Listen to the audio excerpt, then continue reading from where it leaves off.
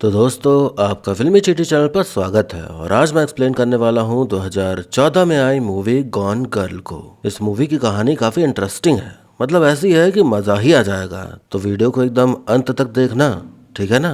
बाकी चलिए अब आपको सुनाता हूँ इस फिल्म की कहानी। तो मूवी की शुरुआत में हम निक नाम के एक आदमी को देखते हैं जो कि अपने बार पे गया है जहाँ उसकी बहन मार्गो भी काम करती है। निक की शादी की आज 5वीं सालगिरह है। उसकी पत्नी का नाम एमी है। एमी और निक की मुलाकात एक पार्टी में हुई थी। निक ने भर भर के फ्लर्ट किया उससे, फिर बातें हुई, फिर करीबी आई और फिर दोनों में वो सब हुआ जो होता है। एमी नॉर्मल तरीके से एनिवर्सरी गिफ्ट्स नहीं देती, पहले की तरह पूरे घर में क्लूज छुपाती है। फिर निक को उन सब क्लूज को समझना पड़ता है और तब जाके वो गिफ्ट तक पहुंच पाता है। पेशे से दोनों राइटर हैं, लेकिन फिलहाल निक बार चलाता है अपनी बहन के साथ मिलकर। साथ ही साथ एमवीसीसी में बच्चों को क्रिएटिव राइटिंग भी सिखाता है। उसकी अपनी बहन मार्गो से काफी अच्छी बॉन्डिंग है। तभी निक के पड़ोसी का फोन आता है कि उसकी बिल्ली बाहर घूम रही है, तो निक घर जाता है। घर पे पूरी तरह सन्नाटा था। उसने देखा कि कांच की टेबल टूटी पड़ी है और एमी गायब है। उसने पुलिस को फोन किया तो छानबीन करने डिटेक्टिव रोंडा आती हैं। निक बताता है कि पहले हम न्यूयॉर्क में रहते थे, 3 साल पहले हम यहाँ आए थे क्योंकि मेरी माँ की तबीयत खराब रहती थी। अब वो इस दुनिया में नहीं है। एमी ने अमेजिंग एमी नाम से बुक लिखी थी जो कि बहुत चली थी। जब बुक पब्लिश हुई थी तभी निक ने एमी को शादी के लिए प्रपोज किया था। रोंडा अब निक से पूछताछ करती है, पूछती है एमी पूरा दिन अपना कैसे बताती है। निक कहता ऐसे ही, शायद किताबें पढ़ती रहती थी वो। रोंडा पूछती है उसके दोस्त थे क्या। निक कहता नहीं, दोस्त तो नहीं थे उसके कोई। रोंडा कहती पूरे टाउन में उसके दोस्त ही नहीं बने क्या। अच्छा, तुम 11 बजे बार पहुंचे, उसके पहले कहाँ थे। निक कहता इसके पहले मैं घर पे था। 9:30 बजे घर से निकला, कॉफी ली, न्यूज़पेपर लिया, बीच पहुंचा और बैठ के न्यूज पढ़ी। रोंडा कहती अच्छा, उसका ब्लड टाइप क्या था। निक कहता पता नहीं, मुझे याद नहीं है। रोंडा कहती तुम्हें ये नहीं पता कि उसके दोस्त थे या नहीं, या क्या करती थी वो पूरा दिन, और ब्लड टाइप भी नहीं पता तुम्हें उसका। पक्का तुम लोग शादीशुदा थे ना। पुलिस स्टेशन में ही निक को उसके पिताजी दिख गए जो कि दिमागी तौर पर ठीक नहीं है। वो असाइलम में रहते हैं। वो इधर उधर भटकते दिखे तो पुलिस उन्हें यहाँ ले आई। निक उन्हें असाइलम छोड़ने जाता है। निक के पास एक और फोन है जिससे किसी को कॉल करता है, पर कॉल लगती नहीं। एमी के पास पर्सनल डायरी है जिसमें वो सब कुछ लिखा करते थे। पिताजी को छोड़ वो चला जाता है मार्गो के यहाँ रहने, क्योंकि घर सील कर दिया गया था। रात में रोंडा घर आई छानबीन करने तो उसे वहाँ नोएल नाम की एक औरत मिली जिसने खुद को एमी का बेस्ट फ्रेंड बताया। रोंडा को पता चला कि क्रेडिट कार्ड, कार, घर, बार सब एमी के नाम है। बिल वगैरह भी सब उसी के नाम से आते हैं। घर के ड्रॉर से एक लिफाफा मिला जिसमें लिखा था क्लू 1। अब एमी के माता पिता भी आ जाते हैं। एक प्रेस कॉन्फ्रेंस रखी जाती है। निक को इस सब में इंटरेस्ट नहीं आ रहा होता। वो ज्यादा कुछ बोलता नहीं तो लोगों को लगता है जैसे उसे फिक्र ही नहीं हो अपनी बीवी की। प्रेस वालों ने मिसिंग पोस्टर के सामने खड़े होकर फोटो खिंचवाने बोला। किसी ने स्माइल करने बोला तो निक ने स्माइल भी कर दिया, जो कि काफी खराब लगता है देखने में। माता पिता बताते हैं एमी के एक्स टॉमी और डेजी के बारे में। टॉमी पर कुछ सीरियस चार्जेस लगे थे। जब डेजी से ब्रेकअप किया तो उसने खुद की जान देने की कोशिश की थी। रोंडा निक को क्लू वाला लिफाफा दिखाती है। निक कहता एमी ऐसा ही करती है हर एनिवर्सरी पे, ऐसे ही क्लू से भरे लिफाफे रखती है और मुझे क्लू सॉल्व करके अपना गिफ्ट खोजना होता है। लिफाफे में जो पहेली लिखी थी उसे निक ने सॉल्व कर लिया। वो अपने ऑफिस गया तो वहाँ एक और लिफाफा मिला क्लू 2 के नाम से। वहीं पर रोंडा को रेड कलर की पैंटी मिली। निक कहता मुझे नहीं पता ये किसकी है, मुझे दूसरा क्लू भी नहीं समझ में आया। रात में निक जाता है अपने पिताजी के घर। टेबल पर उसे क्लू 3 का लिफाफा मिला, मतलब उसने दूसरी पहेली समझ ली थी, बस रोंडा को बताया नहीं। तभी वहाँ रोंडा भी आ गई। क्लू में जिक्र था लिटिल ब्राउन हाउस का, तो उसे भी क्लू समझ आ गया था, इसलिए वो भी यहाँ आ गई। निक कहता मैं यहाँ आता रहता हूँ देखने कि सब ठीक है या नहीं। वो नहीं बताता कि उसे थर्ड क्लू भी मिला है। उसे समझ आ गया था कि एमी उसके साथ खेल रही है। शादी के कुछ टाइम बाद एमी ने निक को बताया कि मेरे माता पिता उधारी में चल रहे हैं, तो मैंने उन्हें पैसे दे दिए हैं जो भी मेरे पास थे। निक ने तब कुछ नहीं कहा। थोड़े दिन बाद निक प्ले स्टेशन और महंगा लैपटॉप खरीद लाया, वो भी एमी के पैसों से। एमी ने आपत्ति जताई कि इतना खर्चा क्यों कर रहे हो। निक कहता तुमने अपने पेरेंट्स को इतना सारा पैसा दे दिया बिना मेरे से पूछे, और मैंने ये सब ले लिया तुमसे बिना पूछे, तो दिक्कत हो रही है। वर्तमान में लगभग पूरा शहर आया हुआ है एमी की फैमिली को सपोर्ट करने और एमी को खोजने के लिए। रोंडा निक से पूछती है एमी की बेस्ट फ्रेंड नोएल को जानते हो क्या। निक कहता नहीं, मैंने तो कभी नाम भी नहीं सुना इसका। निक की नजर एक आदमी पर पड़ती है जिसे वो सही नहीं लगता। वो उसके पीछे जाता है, लेकिन निक के पास श्वाना नाम की एक औरत आ जाती है। वो उसका हौसला बढ़ाते हुए उसके साथ सेल्फी ले लेती है। निक सेल्फी डिलीट करने को कहता है तो श्वाना वहां से निकल लेती है, ये कहकर कि वो नहीं डिलीट करेगी। अब सब मिलके एमी को ढूंढना शुरू करते हैं, पर किसी को कुछ नहीं मिलता। रोंडा ने बिल्स देखे तो पाया कि काफी महंगी महंगी चीजें खरीदी गई हैं, जो कि घर पे कहीं भी नहीं दिखी।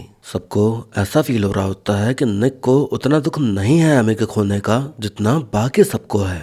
एक समय आया जब ना तो एमी के पास जॉब थी ना निक के पास। फिर निक की माँ को कैंसर हो गया तो दोनों उनके यहाँ शिफ्ट हो गए। निक माँ से मिलकर खुश था, एमी बिल्कुल अकेली पड़ गई। वर्तमान में निक मार्गो के घर पर है। तभी दूसरे फोन पे मैसेज आता है कि मैं बाहर हूँ। निक बाहर देखने गया तो एक लड़की घर में घुस आई और निक को चूमने लगी। यहाँ पता चलता है कि निक का इस लड़की के साथ चक्कर चल रहा है और दूसरे फोन से इसी लड़की के कांटेक्ट में रहता है। निक उससे पूछता है, तुमने मेरे ऑफिस में रेड कलर की पैंटी छोड़ी थी क्या? लड़की कहती, पता नहीं, शायद छोड़ी हो, चेक करना पड़ेगा मुझे घर जाके। निक कहता, अब हम नहीं मिलेंगे जब तक सब सही नहीं हो जाता। लड़की कहती, तुम डिवोर्स लेने वाले थे ना? निक कहता, हाँ, पर अभी किसी से कुछ मत कहना। लड़की फिर उस पर हावी होने लगती है और वो दोनों फिर सोफे पर ही मेल मिलाप शुरू कर देते हैं। कैंसर से लड़ते लड़ते निक की माँ का देहांत हो गया।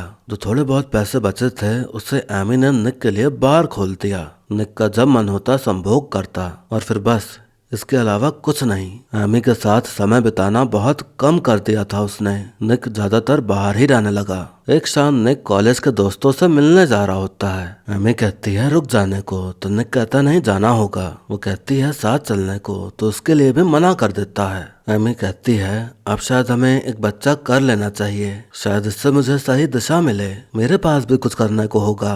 निक कहता, बच्चा पालना कोई हॉबी नहीं है, हमें वो कपल बनना है क्या जो शादी बचाने के लिए बच्चा करते हैं? ये सही समय नहीं है ये सब बात करने का, मैं जा रहा हूँ। एमी कहती, तुम बात किए बिना ही जा रहे हो? कितने कायर हो तुम, इस तरह से नहीं जा सकते तुम। निक उसे धक्का दे देता है। वो उसे मारने जा रहा था पर रुक गया। उसका ये रूप देखकर एमी एकदम सहम गई। डर लगने लगा उसे निक से। ये जो सब कुछ होता था, एमी सब कुछ अपनी पर्सनल डायरी में लिखा करती थी अपनी फीलिंग्स के साथ। रोंडा ऐसी जगह जाती है जहाँ सब नशेड़ी लोग रहते हैं। वहाँ एक नशेड़ी पदार्थ डीलर से मिली। उसे एमी की फोटो दिखाई तो उसने बताया कि ये आई थी मेरे पास, बंदूक खरीदना चाह रही थी वो, पर मैं ये सब नहीं बेचता। एमी को समझ आ गया था कि निक चाहता है कि मैं उससे दूर चली जाऊं। उसे फर्क पड़ना बंद हो गया है मेरे रहने ना रहने से। बंदूक इसलिए खरीदना चाहती थी एमी ताकि वो थोड़ा सेफ फील करे निक के साथ रहकर भी। डरने लगी थी वो उससे। वर्तमान में निक और लड़की इतने विलीन हो गए संभोग क्रिया में कि सोफे पर ही सो गए। सुबह हुई तो जल्दी से लड़की को भेज दिया, मगर मार्गो ने देख लिया उसे। मार्गो ने उस पर चिल्लाना शुरू किया कि मुझसे क्यों छुपाया ये, और है कौन वो लड़की? निक कहता, मेरी स्टूडेंट है वो, एंडी नाम है उसका, 1.5 साल से चल रहा है हमारा। मार्गो कहती, तुम तो हमारे पिता जैसा निकले, झूठे और धोखेबाज। निक कहता, तुम्हें कोई अंदाजा नहीं है कि एमी के साथ रहकर कितना दिमाग खराब हो गया था मेरा। घर आता था तो वैसे ही मुंह बना हुआ चेहरा लेके बैठी रहती थी वो। मार्गो कहती, अगर ये सब किसी को भी पता चला ना तो तुम खत्म समझो। शोना जिसने सेल्फी ली थी निक के साथ, वो फोटो मीडिया के हाथ लग गई। अब निक पर ही सवाल उठने लगे कि उसकी बीवी खो गई है और वो लड़कियों के साथ सेल्फी खिंचवा रहा है, वो भी हंसते हुए। रोंडा को फॉरेंसिक से पता चला कि किचन फ्लोर पे खून बहा पड़ा था जिसे पोंछा गया है। शाम को काफी लोग आए होते हैं निक के घर के बाहर वॉलंटियरिंग करने। निक सफाई दे रहा होता है कि उसने कुछ नहीं किया है, मैं कुछ भी नहीं छुपा रहा हूँ, मैं पूरी तरह कोऑपरेट कर रहा हूँ पुलिस के साथ, मैं तो अपनी बीवी से बहुत प्यार करता हूँ। भीड़ में एंडी भी खड़ी थी जो कि मन ही मन उसे गरिया रही होती है। तभी नोएल चिल्ला के कहती है, तुमने अपनी 6 महीने की गर्भवती बीवी के साथ क्या किया है बताओ। सब एकदम अचंभित हो जाते हैं ये सुनकर। रोंडा सवाल जवाब करती है कि क्या तुम्हें पता था कि वो गर्भवती है? निक कहता, नोएल पागल है, वो तो एमी को जानती भी नहीं है। रोंडा उसे कुछ फोटोज दिखाती है जिसमें एमी और नोएल साथ में है, मतलब वो जानते थे एक दूसरे को। रोंडा कहती है, हमने लुमिनॉल टेस्ट किया तो हमें किचन में खून के निशान मिले हैं, थोड़ा बहुत नहीं बल्कि बहुत सारा खून, जो कि एमी का रहा होगा। उसके बाद उसे पोंछा भी गया है। निक कहता, कोई खून पोछेगा क्यों अगर किसी को मुझे ही फंसाना है तो। रोंडा कहती है, खून नहीं ना कोई बॉडी तो किडनैपिंग जैसा लगे, और जब छानबीन हो तो ऐसा लगे कि जैसे किसी बाहरी इंसान का काम हो। तुमने क्रेडिट कार्ड से खूब सारी चीजें खरीदी हैं, कुछ तो काफी ज्यादा महंगी हैं और ऐसी चीजें हैं जो कि काम की भी नहीं है, जैसे रोबोट डॉग। निक कहता मैंने इसमें से कुछ भी नहीं खरीदा है, मैं तो गोल्फ खेलता भी नहीं हूँ, तो क्यों खरीदूंगा। रोंडा कहती तुमने एमी की लाइफ इंश्योरेंस लिमिट बढ़ा दी थी। निक कहता हाँ, क्योंकि एमी चाहती थी। रोंडा को तभी पता चलता है कि एमी सच में गर्भवती थी। निक का दिमाग खराब हो जाता है कि कब किया मैंने उसे गर्भवती। निक कहता है मैं बिना लॉयर तुमसे बातें ही नहीं करूंगा अब। मार्गो निक पर फिर से गुस्सा करती है कि तुमने मुझे ये भी नहीं बताया। निक कहता मुझे बच्चे चाहिए थे, जब हम यहाँ आए थे तो मैं गया था फर्टिलिटी क्लिनिक। जब टाइम आया कि एमी टेस्ट करवाए अपना तो अचानक बहाने बनाने लगी वो। मार्गो कहती अब तुम पर कौन ही विश्वास करेगा। निक उसे एक लेटर दिखाता है जो कि क्लिनिक से मिला था। उसमें लिखा था कि वो मेरा सैंपल डिस्ट्रॉय करने वाले हैं अगर उनसे कांटेक्ट नहीं किया तो। मैंने ये लेटर एमी को दे दिया था। अगले दिन मुझे ये लेटर कूड़ेदान में मिला। मार्गो कहती तब तो तुम एंडी के साथ थे ना। निक कहता मैं एमी के साथ बच्चा चाहता था। उसके एक्स डेजी के लेटर भी आते रहते थे, वो बहुत अमीर है। लेटर में लिखा रहता था कि वो उसके लिए कुछ भी कर सकता है। निक अब थर्ड क्लू सॉल्व करने में लग जाता है। उधर रोंडा फिर से गई होती है निक के पिता के घर छानबीन करने। उसे चिमनी से हल्की फुल्की जली हुई एक डायरी मिली जो कि थी एमी की, जिसमें वो सब कुछ लिखा करते थे। निक को समझ आ गया कि उस क्लू का क्या मतलब है। वो गया मार्गो के घर। घर के बाहर एक वुडशेड बना हुआ था। उसको जब खोला तो उसमें ही वो सारी चीजें रखी हुई मिली जो क्रेडिट कार्ड से ऑर्डर की गई थी। एक गिफ्ट बॉक्स भी रखा था निक के लिए। अब हम देखते हैं एमी को जो कि मरी नहीं है, आराम से कार से कहीं जा रही है। उसने लिस्ट बना रखी है कि कैसे क्या क्या करके निक की वाट लगानी है। उसने सारा प्लान बनाया खुद का खून होने का, और ऐसा बनाया कि निक ही फंसे उसमें। वो चाहती थी कि उसका आलसी झूठा धोखेबाज पति जेल जाए। निक ने मुझसे मेरा स्वाभिमान, मेरी गरिमा, मेरी उम्मीद, मेरा पैसा सब कुछ छीन लिया। वो मुझसे छीनता ही रहा जब तक कि मेरा वजूद ही खत्म नहीं हो गया। यही तो हत्या है। अब इस अपराध की सजा भी उसी अनुरूप होनी चाहिए। एमी ने खूब सारी क्राइम थ्रिलर नॉवेल्स पढ़ी, डॉक्यूमेंट्रीज देखी, आइडिया लेने के लिए कि कैसे प्लानिंग प्लॉटिंग की जाती है खून करने की। फिर उसने नोएल से दोस्ती करी। नोएल थोड़ी सी भोंदू टाइप थी तो इसीलिए उसे चुना। बातों बातों में उसे निक के बारे में बताया कि कितना बुरा आदमी है वो। क्रेडिट कार्ड से महंगी महंगी चीजें खरीदना शुरू करी। लाइफ इंश्योरेंस पेपर पे निक के सिग्नेचर भी करवा लिए। ऐसे टाइम पे करवाए जब उसका ध्यान कहीं और हो। फिर उसने प्लानिंग बनाई कि खुद को प्रेग्नेंट कैसे दिखाया जाए। उसने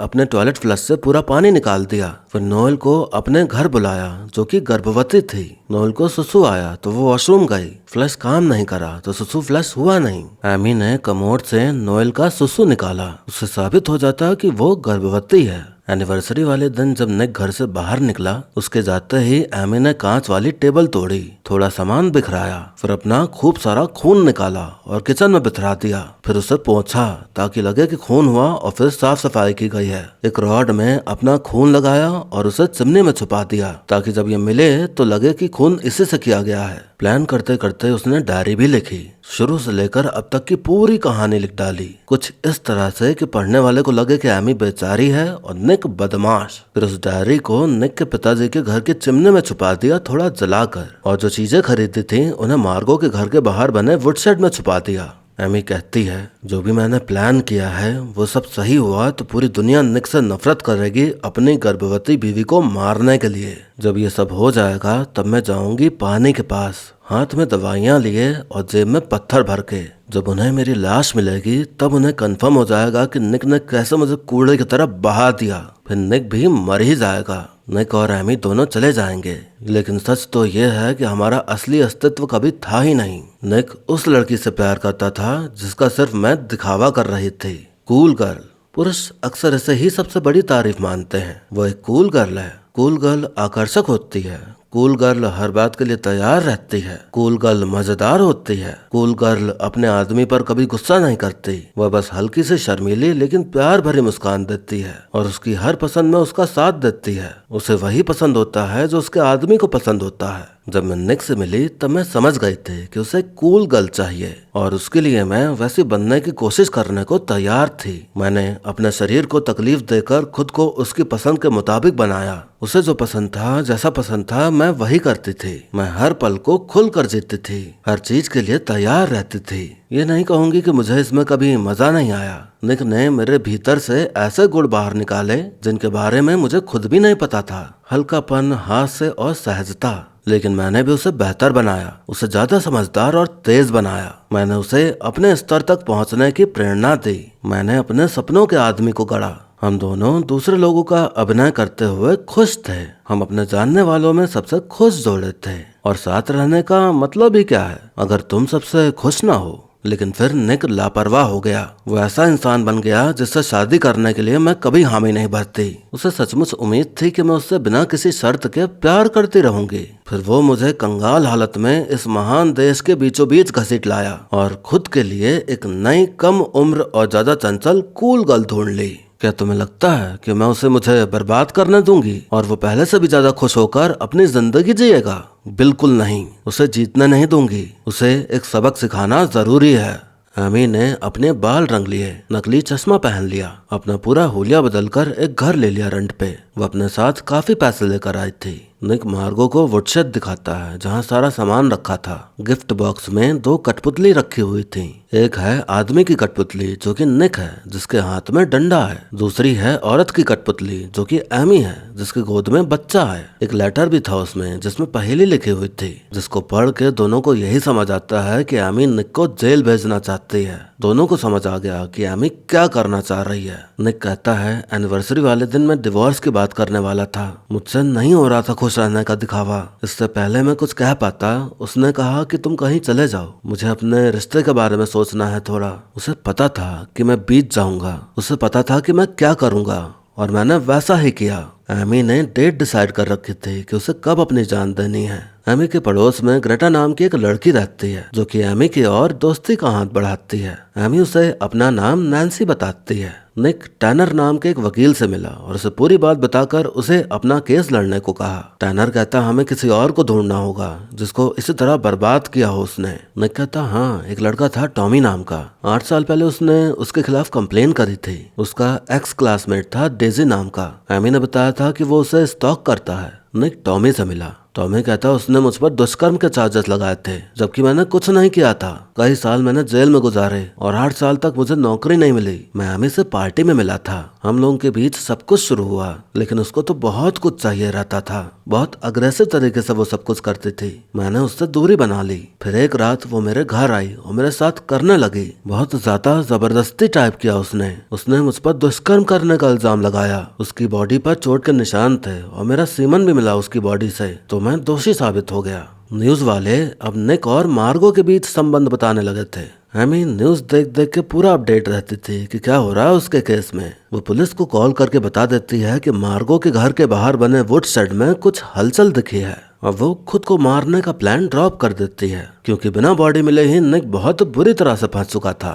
निक फिर मिलने गया डेजी से। उसे देख निक को याद आया कि ये तो वॉलंटियर करने भी आया था। निक उससे बात करने की कोशिश करता है पर वो बात नहीं करता। रोंडा डायरी पढ़ने में लगी होती है। आखिर में ये लिखा हुआ था कि वो मुझे मार डालेगा। रोंडा के मन में सवाल उठ रहे थे कि वो अपने पिता के घर में क्यों जाएगा डायरी जलाने, और जलाना ही मकसद था तो पूरी तरह से क्यों नहीं जलाई। कुछ तो झोल है इसमें। एमी की ग्रेटा से ठीक ठाक दोस्ती हो गई थी। ग्रेटा का टाइम पास प्रेमी भी है। एक दिन तीनों गोल्फ खेल रहे होते हैं, तभी एमी का पर्स गिरा जो कि ग्रेटा और उसके प्रेमी ने देख लिया। वो समझ गए कि उसमें खूब सारे पैसे हैं।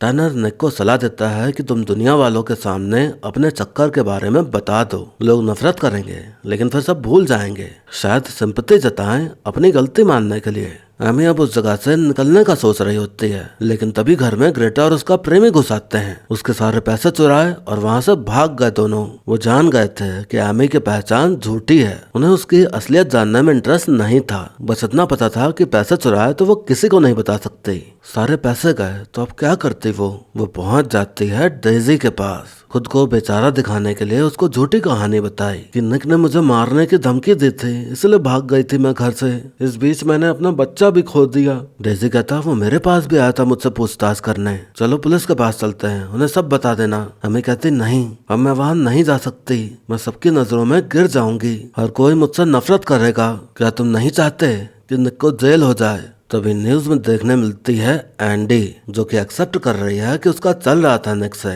अब दुनिया वालों के सामने निक और बुरा हो गया कि अपनी उम्र से इतनी छोटी लड़की के साथ चक्कर चला रहा था वो। दुनिया के सामने अपनी बात रखने के लिए निक इंटरव्यू देने वाला था, बताने वाला था अपने चक्कर के बारे में, मगर एंडी ने पहले ही खुलासा कर दिया। टैनर निक से मना कर रहा होता है कि अब इंटरव्यू मत दो, नहीं तो एंकर इससे रिलेटेड सवाल पूछ पूछ के तुम्हें और बुरा बना देगी। ये सब जानने के बाद भी निक तब भी तैयार था इंटरव्यू देने के लिए। डेजी एमी को ले आता है अपने घर। काफी बड़ा घर था उसका, पूरे घर में कैमरे लगे थे, अंदर बाहर सब जगह। अगली सुबह एमी देखती है कि कहाँ कहाँ कैमरे लगे हैं। निक ने जो इंटरव्यू दिया वो टेलीकास्ट होता है। वो अपनी सारी गलतियां एक्सेप्ट करता है, पर उसने अपनी बीवी को नहीं मारा है ये भी कहता है। निक के प्रति अब लोगों के सोचने का नजरिया बदल गया। एक चीज सही हुई ही थी कि तभी रोंडा आ जाती है मार्गो के घर की छानबीन करने। उसने भी देख लिया वो सारा सामान जो वुडशेड में पड़ा था। मार्गो को हिरासत में ले लिया जाता है।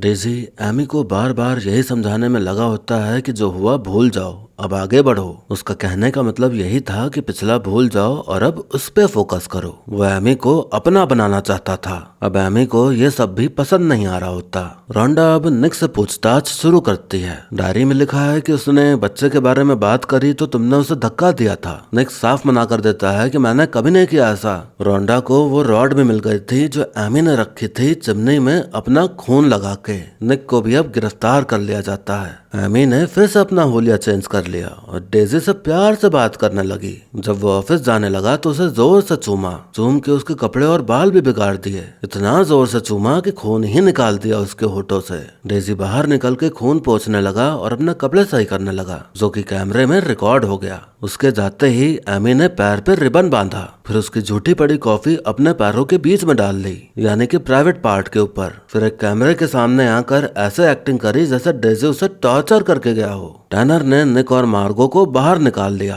एमी कलाइयों में रस्सी बांध के उनके निशान बनाती है, जैसे बहुत टाइम से बांध के रखा गया हो उसे। फिर वाइन की बोतल अपने प्राइवेट पार्ट में इंसर्ट करती है ताकि लगे कि जबरदस्ती की गई है उसके साथ। डेजी जब घर आया तो उसे रिझाने लगी और उसे बिस्तर पे ले गई। संभोग करते करते उसने डेजी का गला काट दिया, लेकिन फिर भी वो संभोग करती रही। अगली सुबह जब निक की नींद खुली तो देखा कि एमी वापस आ गई है। खून से सनी हुई थी वो। निक की बाहों में गिर के रोते हुए बेहोश होने की एक्टिंग करने लगी। निक को साफ समझ आ रहा था कि नौटंकी कर रही है वो। मीडिया ने घेर लिया तो वो कुछ कह नहीं पाया। उसकी एक्टिंग में उसका साथ दिया। रोंडा, जो कि निक को एमी का खूनी मान चुकी थी, उसकी सारी इन्वेस्टिगेशन धरी की धरी रह जाती है क्योंकि एमी तो जिंदा है। और वो निक के सपोर्ट में आ जाती है क्योंकि उसे भी समझ आ जाता है कि एमी ने सब प्लान किया था। एमी ने सबको कहानी सुनाई कि डेजी ने उसे अगवा किया था, मुझे बांध के टॉर्चर करता था।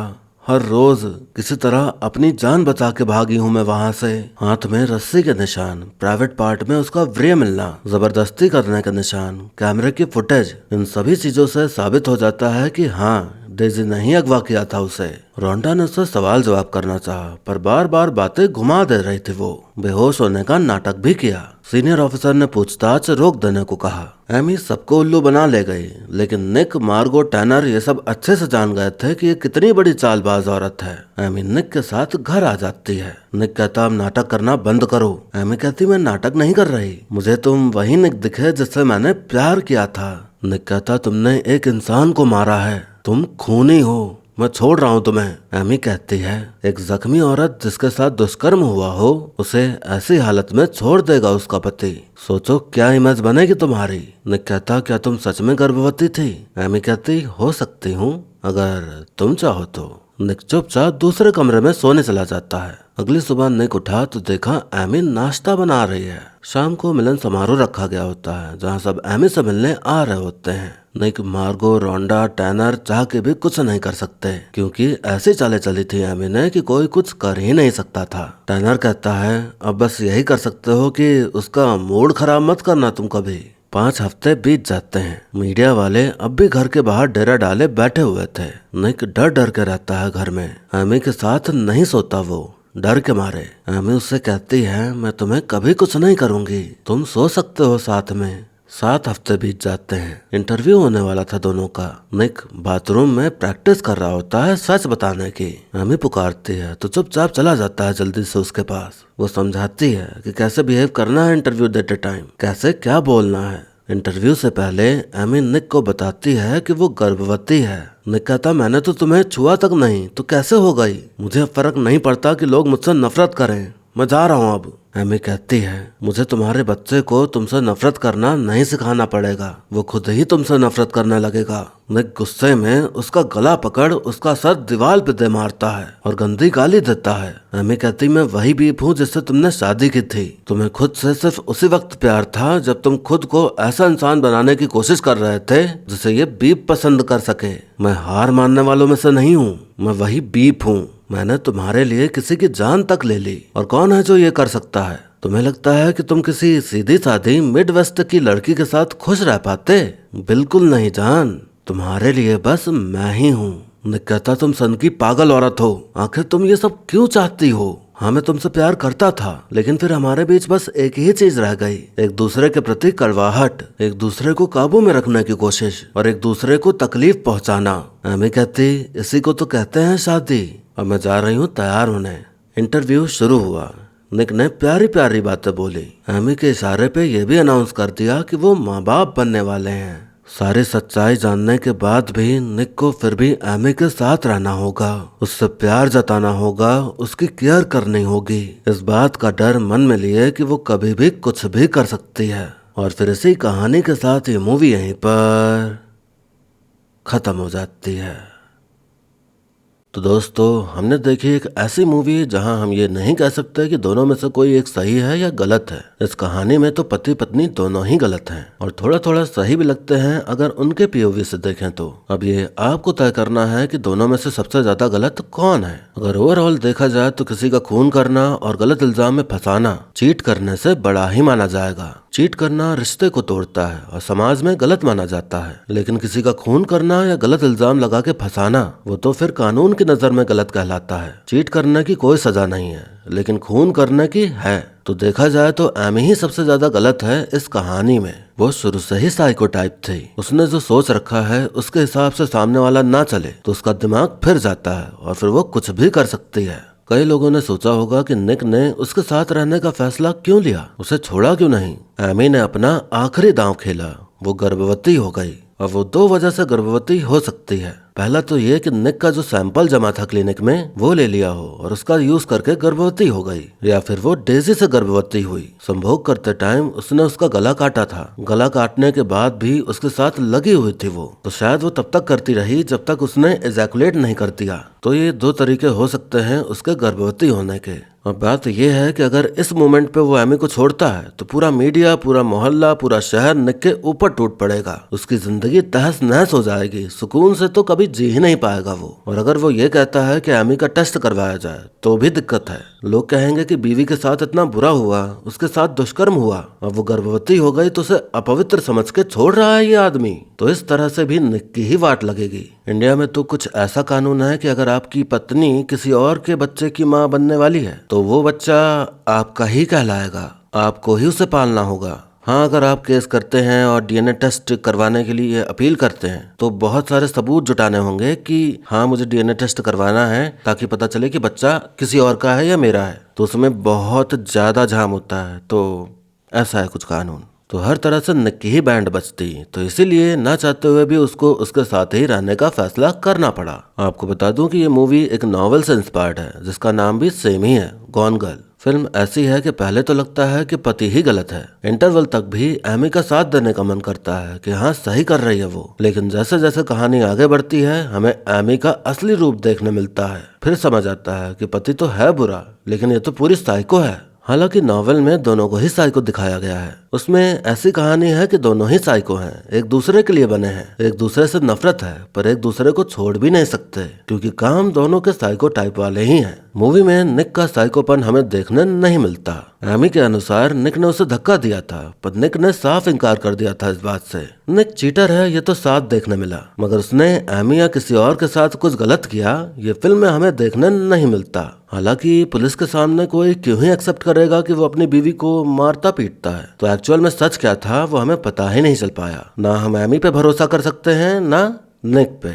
फिल्म हमें यही बताती है कि सीधा साधा प्यारा दिखने वाला इंसान कब साइको बन जाए कोई नहीं जानता। शुरुआत में तो निक ने भी कभी नहीं सोचा होगा कि एमी ऐसी तगड़ी प्लानिंग प्लॉटिंग कर सकती है। तो यही बात है कि अगर रिश्ते में आए हो तो फिर जैसे शुरुआत करी है वैसा ही रखो। शुरुआत में तो खूब रोमांटिक हुआ, एक्साइटमेंट दिखाई, लेकिन फिर धीरे धीरे बोरियत आती गई रिश्ते में। फिर बोरियत मिटाने कहीं और चलती है। फिर इस बात की कोई गारंटी नहीं रह जाती कि जब सामने वाला इंसान रंगे हाथों आपको पकड़ेगा तो कैसा रिएक्ट करेगा। हो सकता है इतना प्यार रहा हो उसका कि वो आपको किसी और के साथ देख ही ना पाए और आपको खत्म कर दे, या फिर इतना प्यार रहा हो कि आपको माफ कर दे और सेकंड चांस दे। दोनों की पॉसिबिलिटी है, मगर ऐसी सिचुएशन लानी ही क्यों है। ऐसा काम ही ना करो कि सामने वाला पगला ही जाए और कुछ ऐसा कर डाले जो आप झेल ही ना पाओ। हालांकि फिल्म में तो एमी थी ही साइको, सिर्फ निक के साथ ही नहीं बल्कि पहले भी जो रिलेशनशिप थी उसकी, उसमें भी उसने बहुत कुछ किया था। झूठे केस किए, झूठे इल्जाम लगाए। आज का समय ऐसा है कि अगर आप रिश्ते में हो तो हर कदम फूंक फूंक के रखना चाहिए। रिश्ते की गहराई में जाओ ही नहीं जब तक सामने वाले को अच्छे से जान ना लो। वैसे क्या पता निक को मजा आने लगा हो एमी की इस भसड़ में, एक्साइटिंग लगने लगा हो उसके साथ रहना, तो शायद बच्चे का बहाना मार के खुद ही रुक गया। एक्टिंग की बात की जाए तो बेन एफ्लेक और रोजामुंड पाइक दोनों का काम बेहतरीन है। दोनों ने ही अपने किरदार को बखूबी निभाया है और बाकी सबका काम भी बढ़िया ही रहा। अब और कुछ बताने को है नहीं तो वीडियो को यहीं पर खत्म करते हैं, लेकिन जाने से पहले आप कमेंट करके बताइए कि आपको एक्सप्लेनेशन कैसा लगा। अच्छा लगा हो तो लाइक कर दीजिए और नहीं अच्छा लगा हो तो डिसलाइक का भी ऑप्शन आपके लिए मौजूद है। ऐसे ही मेरी आवाज में मूवी सीरीज के एक्सप्लेनेशन सुनते रहने के लिए चैनल को सब्सक्राइब कर लीजिए ताकि आने वाली वीडियोस की खबर आप तक तुरंत पहुंच जाए। बाकी मिलते हैं अब अगली वीडियो में, तब तक के लिए टाटा बाय बाय और नमस्ते।